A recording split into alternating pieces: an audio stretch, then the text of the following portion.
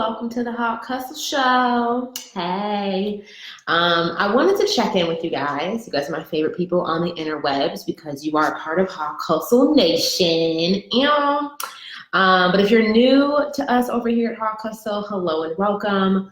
I am Jerisha Hawk. I'm a high-ticket sales coach, and I help experts like you create a service that sells, help you package your offer, help you raise your rates, help you sell your high-ticket offer more consistently. And hey guys, hey Amber, hey Mark, hey Alexis, hey Heather. I wanted to share this realization that I'm kind of having at this stage in my business with you guys right now. I think as you're growing in your business, even just growing in your personal life and evolving and, stepping into spaces that are new, dreaming about goals that feel so much bigger than maybe what you've dreamed before, just evolving into a higher level of consciousness and changing your, just growing and evolving, it can be hard. Like, who right now is experiencing something in life that just feels really, really hard? Like, it's just hard. Like, it is just hard. Every day you wake up, or maybe you're going through your day and trying to be productive. You're trying to remain consistent, but it feels hard. And because it feels hard, you start to question whether or not you're doing the right thing. You start to question whether or not this is the right path because it feels hard. And human nature, this is something I think is important, that the more, especially if you're a business owner, is you need to be doing the mindset work associated with you becoming a better person and becoming more aware of what's actually going on in your psyche. Because setting a goal and identifying what it is that you want to do is the first step.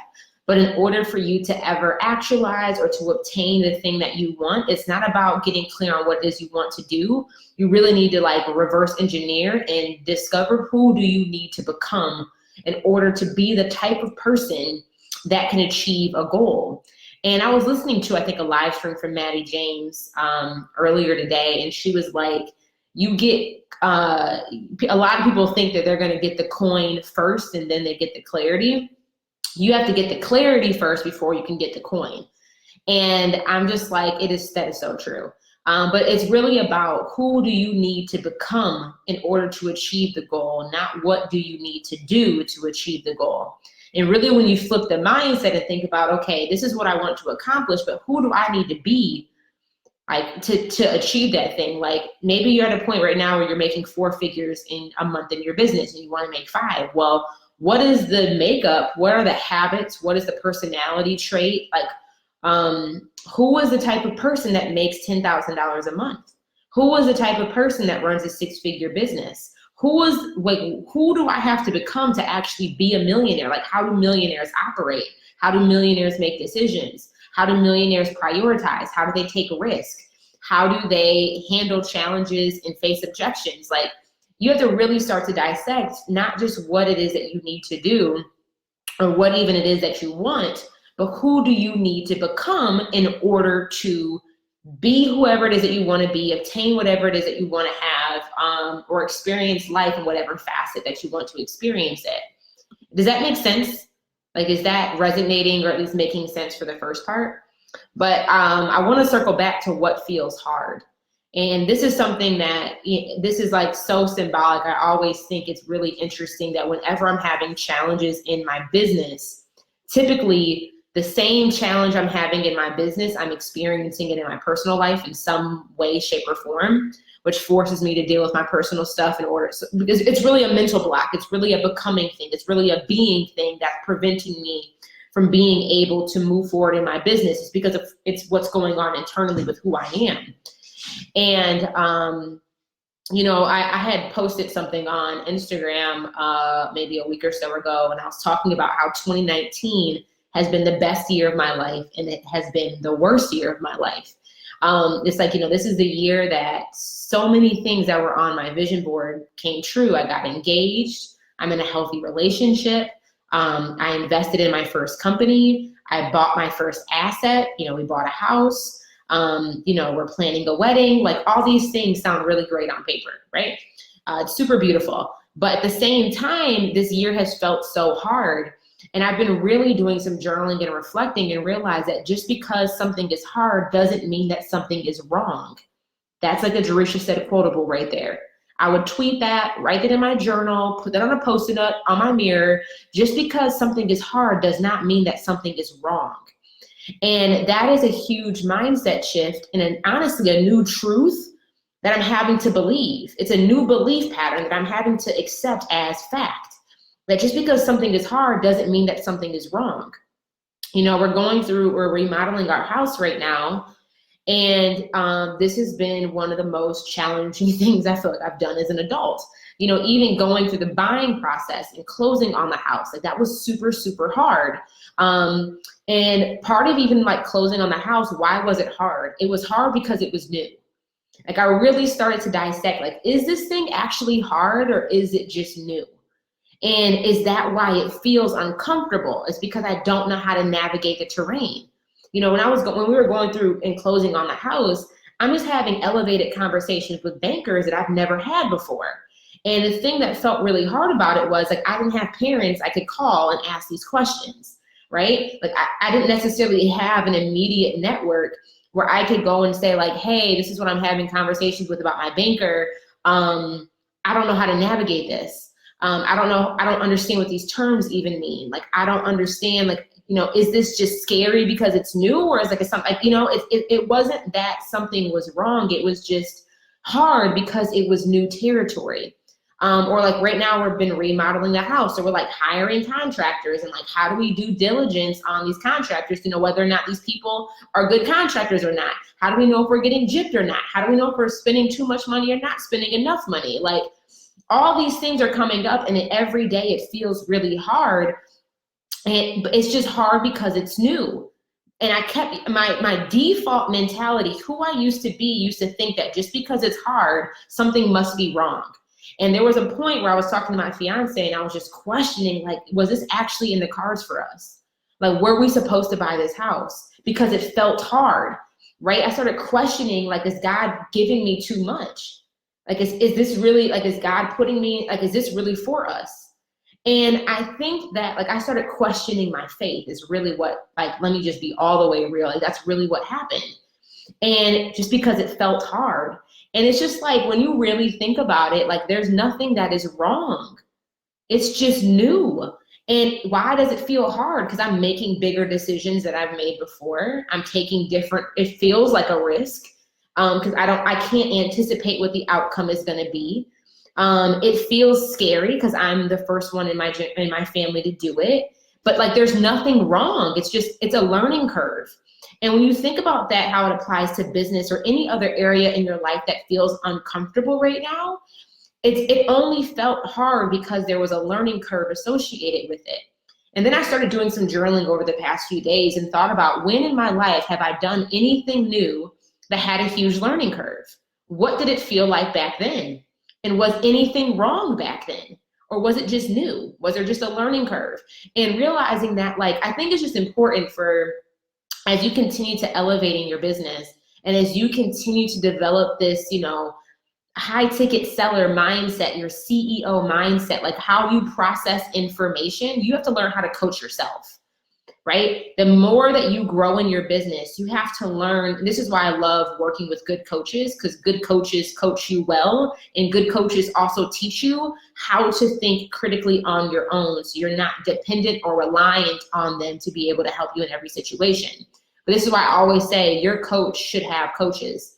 You should be working with people who are also investing in their development and working with other experts, because and as you continue to grow in your business and as you continue to evolve, as you continue to make more money, you're going to be faced with making new decisions and solving different types of problems and overcoming different scenarios. And you have to learn how to coach yourself to think critically, to make decisions in environments where you maybe don't have all the information. And that was something my very first mentor taught me. I was in corporate America. His name is John. He's like still one of my favorite humans in this world. He was a vice president and still is a vice president at the Fortune 500 company that I used to work for. And I used to always ask him, what is it like being a vice president? Like, even though you're not running your own business, you're pretty much running a business because you own the responsibility for this entire division of the organization. And I was like, what is a skill set that really differentiates you as an executive versus other employees? And this is something I learned probably my first year and a half in corporate America. He said, as an executive, you have to get really good at making decisions without having all the information. And when I think about how that applies today in my business, it's like, hello, that's entrepreneurship.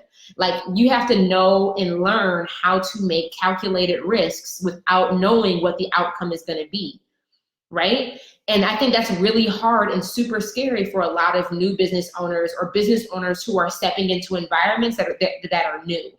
Meaning that maybe this is the first time in your business that you've made 5 figures in 1 month and you're completely freaking out. Or maybe this is the first time in your business you've actually gotten a client to pay full price for your service and you're completely freaking out. Or maybe this is the first time in your business where you're hiring an employee or you've made 6 figures, or like you actually paid yourself and you're freaking out because you're now having to make new decisions that maybe you don't have all the pieces of information and you feel as if you can't trust yourself. Or you're really like worried or doubting that like if you make the wrong decision, all hell is going to break loose, the building's going to burn down. And I don't really know what you're afraid of might happen, but like that fear paralyzes you to the point of no mobility. You don't move, you just do nothing. And the biggest thing that I'm learning is, like I said, just because something is hard doesn't mean that something is wrong. And as you continue to gain more experience, like, you know, somebody's asking right now, what's a good system to use in making quick decisions? Practice making decisions in your business. Like, I think a lot of and there's other criteria you can use depending on what the decision is. But I think the number one practice for pretty much everybody listening to this is be more decisive in your day-to-day life. Like, think about how often in your life you're not making decisions. You're just like, oh, I don't know. And then you just keep standing on the fence. You keep remaining lukewarm. You never actually make a decision, right? So I think what's a good system to use in making quick decisions is practice making decisions and honoring and staying within self-integrity with the decision that you make. So that's just something I wanted to share with you guys, is like, start to question the truths that you used to believe is fact, right? Like, start to question the truths that you hold on to and start to evaluate whether or not those truths are still valid for you today. And really understand and start to think about, is this hard? Does that mean something is wrong, or is it hard because it is new and there is a learning curve and I just have not yet learned how to navigate this? But there is nothing that is wrong. I am safe. I am just learning something new. I'm going to give myself permission to not have all the answers right now. I'm going to give myself permission to make decisions even though I don't know what the outcome is going to be. I'm going to give myself permission to know that even if I make a decision that leads me down the wrong way, I also have the authority to course correct and choose another decision to bring me back. Like, those are things that we have to start to, like, you know, when you start thinking about you growing as a CEO and you stepping into a higher level of leadership in your own business and in your own life, that you have to remind yourself of that and coach yourself through that. So when an opportunity comes up and you have to make a decision, you're not standing there like the employee waiting for somebody to validate you or waiting for somebody else to give you permission. I think that's the other caveat. That's something that I see many of my students struggle with, is that when they come into our program and they start elevating their price points and they start pivoting their offers and they start creating their signature service, they're waiting for somebody to give them permission that they're good enough, or that their decision is the right one. And it's like, y'all, if you want to be successful in business, you have to get comfortable making hard decisions. And that's a non-negotiable. You have to get comfortable making hard decisions. But the more that you make hard decisions and stay within self-integrity after you've made that decision, you know, follow through on the promise that you made to yourself. Like, uphold the commitment that you made with yourself. You will get better at being able to navigate that and doing it quicker, because you'll have the experience to know. I think beyond just the logical understanding of the experience of making decisions, the most important thing that you will gain is trusting yourself. The most important thing that you will gain is trusting yourself. Many of us, myself included, and potentially you too, if this is you, feel free to throw some hearts up on the screen, is you have made so many promises to yourself. You have told yourself over and over again that tomorrow I'm going to be better. Tomorrow I'm going to start selling. Tomorrow I'm going to raise my rates. Tomorrow I'm going to speak more patiently and more calmly to my spouse. Tomorrow I'm not going to yell at my children. Whatever it is, you've made so many promises to yourself that you don't honor, that you break, right? Like you're now building up a habit of not trusting yourself, because you will say that you're going to do something and then you don't follow through on your word, even if that word is just with you. That the commitment that you made or the promise you made could have been with you, it could be with somebody else. But if you're constant, like really analyze your behavior. Are you constantly saying that you're going to do something, but then you don't follow through? Like how many people, and this is the thing that breaks my heart, is I see so many people saying they're going to start this business, and they've been saying that for 4 years. They've been saying, okay, I'm going to stop doing free, but they've been doing it for 3 years. Like they've been, like their words that they're saying and their actions do not align. So if the biggest thing that you can do to get better at making quick decisions and being comfortable making decisions and taking a risk is, you know, like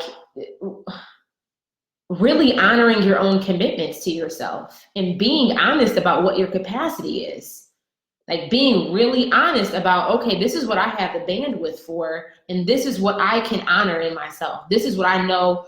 And I think too, the thing about entrepreneurship, and this is something that I think the gig economy got wrong, is people make all these promises of, I'm going to teach you how to run a business that's going to make, you know, 5 figures a month, or I'm going to teach you how to make 6 figures without doing any work. It's going to be this passive lifestyle business. You're going to have the laptop lifestyle, work from anywhere. And it's like, bruh, laptop lifestyle is tough. Batteries be dying. You can't even work on a laptop on the beach if you want to. The sun glare is too strong. You can't even see a computer screen. Your MacBook be overheating because it's so hot outside. Like they don't show you the real behind this, like, you know, on the beach laptop lifestyle. Is part of it's real, but part of it's just a facade. It looks good for Instagram photos, but like it's not real in practicality, okay? And it's just like, I think a lot of the time people start this business because they want to have this convenience when they have not yet earned anything in their business to produce a life of convenience. And if you look at the most successful people that you, like, look at the people that you admire. What is their work what is their work ethic like? What habits do you see them doing on a daily basis? Like they show up. They may be coming to work in their own company, but they still come to work. Right? Like they're still putting in the effort. It's not like, you know, there is freedom of flexibility. I do get to work from my sweatpants a lot of the time. I do get to work from my couch. I do get to work when I travel, but you hear the thing, I'm still working. Like nothing comes free. Even if you want to win the lottery, you still got to play numbers every day. Like there's still work. And even when you do win the lotto, and let's say you do just come up on $1 million, you have to work every day to manage that money. Working to invest it, working to maintain it, working to sustain it. Like there's still gonna be some level of effort that is required. Like, and if you want to get biblical to this, like we were created to produce. God did not create me. He did not create you to be somebody that just consumed. That's not what we like. Our being, our nature was not designed for that. So I think a lot of the time people are like, well, it's hard, I don't want to do it. Like you just being lazy. And like now you jumping into a whole boat of complacency. And now you playing in the lukewarm field. And like, I don't want to get biblical and call nobody out, but like you already know the rest of the story. Okay, like I'm just keeping it real. Like I'm gonna let you do the math on that one. And it's just like, listen here, Linda. Listen, Linda. Like, come on, y'all. Like, there's effort that's gonna be required, and it's just, you know, we're meant to use the gifts that God gave us to produce on this earth. Like, we're meant to sow seeds back into the kingdom, back into the soil, back into each other. Like, we can't keep, like, so it's just know that effort is going to be required. And I think the most important thing that, like, you know, just because it's hard doesn't mean that something's wrong. And just because it's hard, like, it can be hard, and then you can still choose to do it despite how you feel about it, right? Like, people tell me, well, Jay, doing live stream video is really hard for me. Okay. And yeah, it's hard, but like, you still can do it. You know, Jay, stating my rate on a sales call is really hard for me. Okay. Like, I honor that it's difficult, but like, you are still capable of saying it. You are still capable of doing it. Jay, like, it's really hard for me to wake up in the morning and not spend my first 40 minutes while I'm awake on my phone in my bed. Yeah, that can be hard. I struggle with that too. But even though it's hard, you're still capable of doing it. Like, exactly, fear won't kill you. Fear will not kill you. And like, you can be afraid of something, or something can feel hard. And I'm not saying to dishonor your emotions and dishonor how you feel about it. You can still feel it. But then the logical part needs to kick in and say, okay, now what am I going to choose to do? What decision I'm going to make despite the fact that it feels hard?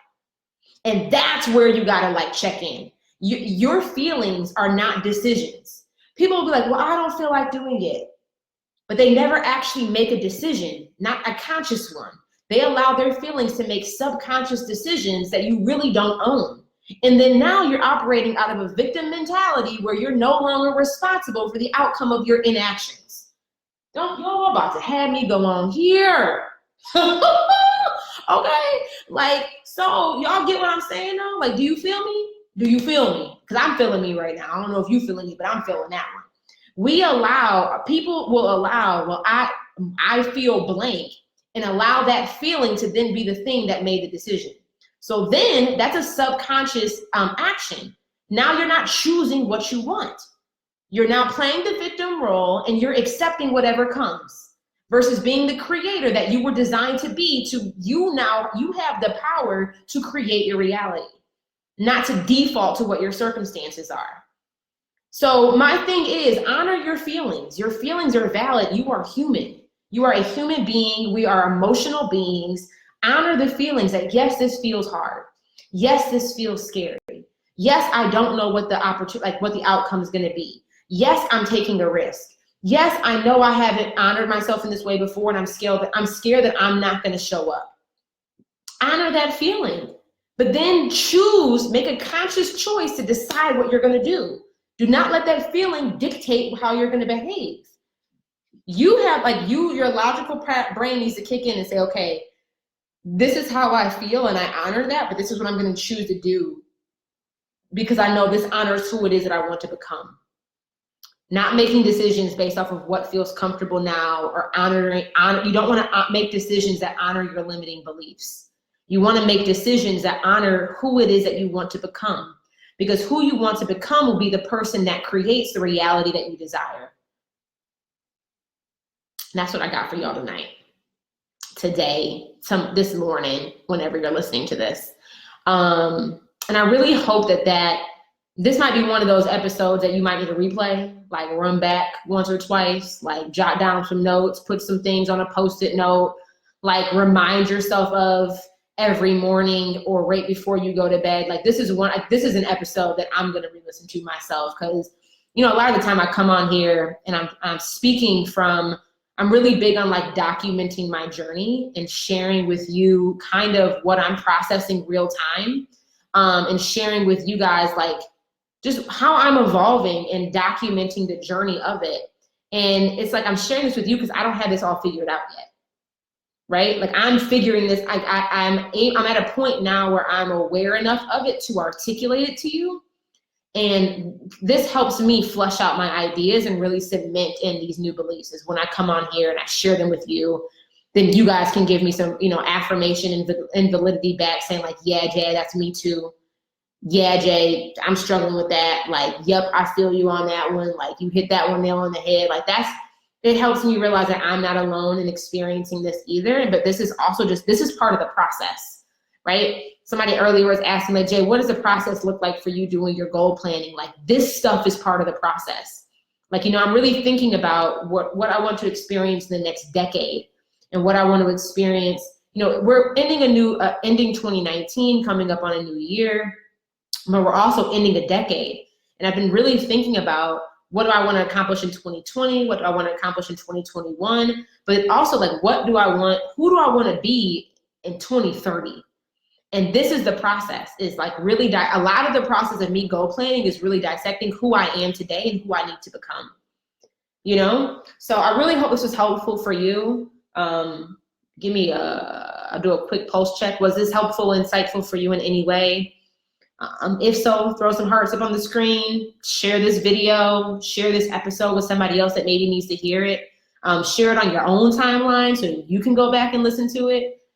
Do all of those things. So yeah, hope that resonated with you guys.